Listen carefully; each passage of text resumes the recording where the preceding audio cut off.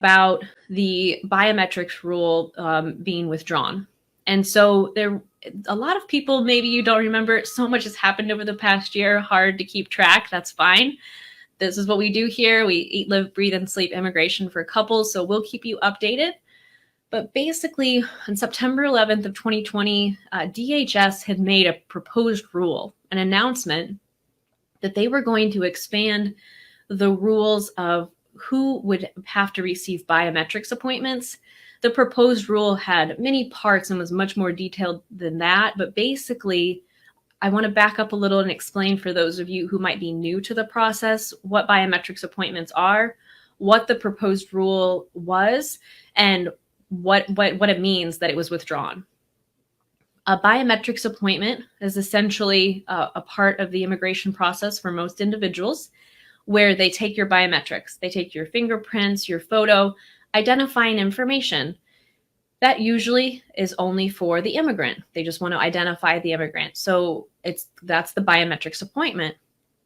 The proposed rule that came out from immigration on September 11th of 2020 was that they wanted to expand the biometrics appointment to also mean that petitioners, and that would be United States citizen spouses and lawful permanent resident spouses, and also for sponsors. So for those of you who have joint sponsors for your case, friends and family members who are a sponsor through the affidavit of support, that proposed rule said that immigration would be able to take biometrics from these individuals as well. And they were also going to remove the age requirement. They don't usually do biometrics for children under a certain age. And so they wanted to remove that age requirement and basically take biometrics from everyone.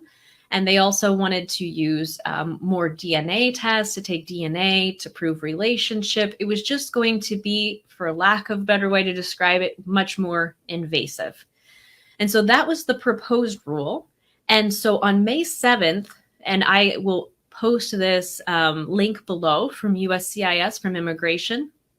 But on May 7th, immigration said we are withdrawing that proposed rule. We are not going to do biometrics on everybody. We are not going to ask for all of these additional things from petitioners and joint sponsors. And this is completely in line with the proclamation that came out on February of 2021 from Biden, the executive order to restore faith in our legal immigration system.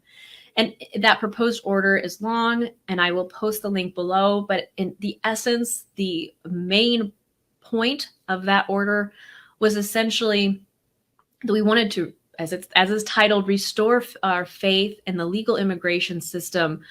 We want to be reminded that we are a nation of immigrants, and we want to have families be able to be together and be united. And we want to remove barriers, that these extra hurdles, these extra barriers, these extra difficulties that proposed rules like the one from September 11th of 2020 and other rules that just created unnecessary barriers. Basically, the president was saying we want to remove these barriers. We don't want to create additional hurdles for individuals who just want to be together. And so basically on May 7th of 2021, just recently, immigration said, in line with that order from the president, we are not going to implement that expanded biometrics rule. So this is great news, because can you imagine if a petitioner and joint sponsors, children, so many additional people having to be going in for biometrics appointments, much more invasive. And also it's already a system that has so many people waiting that with limited resources, it would just make it much more difficult for individuals to get through the process. So if you weren't aware of that proposed rule, now you are, but the good news is they are withdrawing it. So that's great.